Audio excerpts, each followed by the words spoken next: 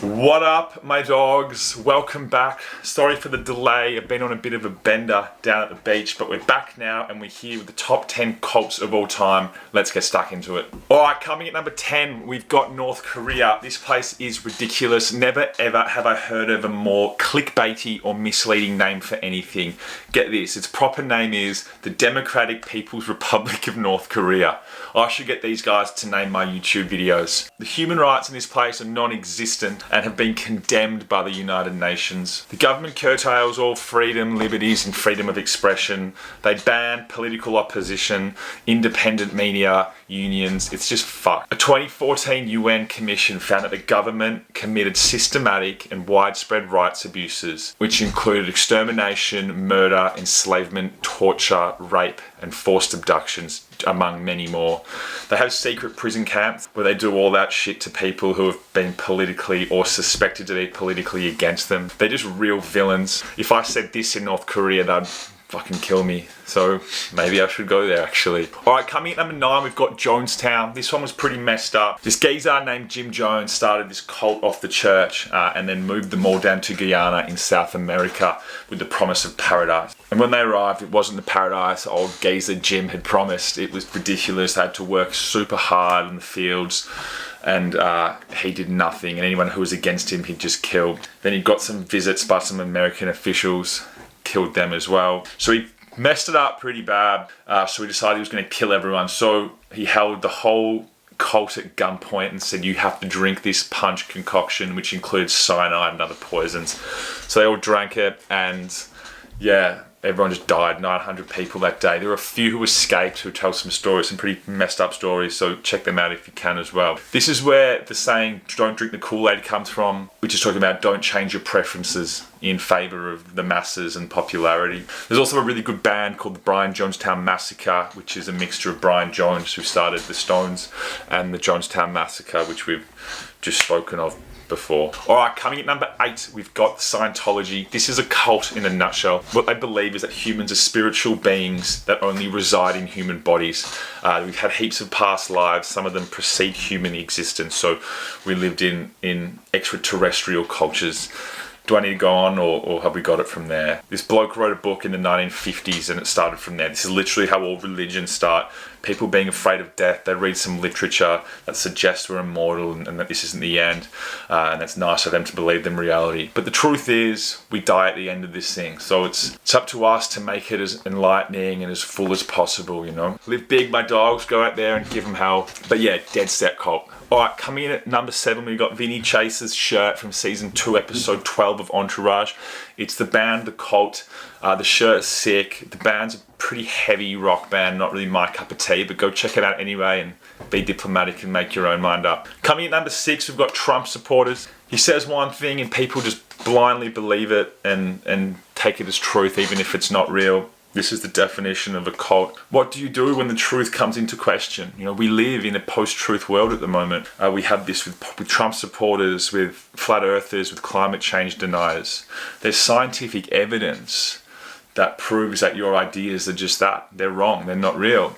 Yet people believe them. And this is the same science where those same people get their weather from, how they drive their cars, how they fly planes, yet they believe those ones but not the other ones. There's a palpable division between people like this and the others. It's crazy. It's kind of fun to watch those idiots over there implode and self-destruct. Go watch some videos of Trump rallies and you'll really just see how stupid people are. But I guess maybe they need something to believe in and he's their best option. I mean, it's fucked, but maybe they need it. Alright, coming at number 5, we've got this pyramid scheme that I'm in. I've been in it for 5 years now and I'm loving it. I'm working my way to the top. More people are joining. I'm selling moisturizing and essential oils to my mates. It's really good. It's just about manifesting and believing what you want to come true, and it will. God, look at me. I can't even switch it on. I'm too deep into it. Anyway, I'll put a link in the description if you guys want to join and get involved. No, Will. No, I won't. Sorry. I'm just too involved in this. I will not put a link in the description. All right, coming at number 4, we've got most monotheistic religions in the world, similar to Trump in this regard. Some of the scripture that people believe is crazy. For example, the Quran. The angel Gabriel came down from above, revealed himself to an illiterate merchant who lived in a cave, and he either was given the book or transcribed it word for word from the angel, man. Don't waste my time. In Christianity, people will believe words written in a book by ignorant scribes that lived in a desert who've probably never even seen water before. They tell stories of seas being parted, water turning into wine. Get me some of that. Walking on water. Don't waste my time. For over 2,000 years, some countries have literally run themselves based on these words written by men who have probably never showered or never left their little region, which is fucking dangerous when you think about it. There are some countries in the developing world that genuinely believe men are superior to women. They believe that gays should be killed. You go to Qatar, being homosexual can be punished by death, and this is written in their laws, all because some bored, insecure, homophobic malcontent wrote a book in a desert thousands of years ago. You go to Africa and you give women control of their bodies and their reproductive organs, and you watch the floor rise. It's already happened in other countries as well. If you need the promise of a reward of an eternity in some divine heaven theme park to be a good person, then you're a piece of shit to start with. All right, coming in at number 3, we've got F45 Gyms. Don't need to go into too much detail here. Just sit outside one day and watch all these people dressed in the exact same way, just file into this gym, work out, and then come out. Actually, you shouldn't be getting angry at these people. They're getting physically fitter, probably mentally fitter as well.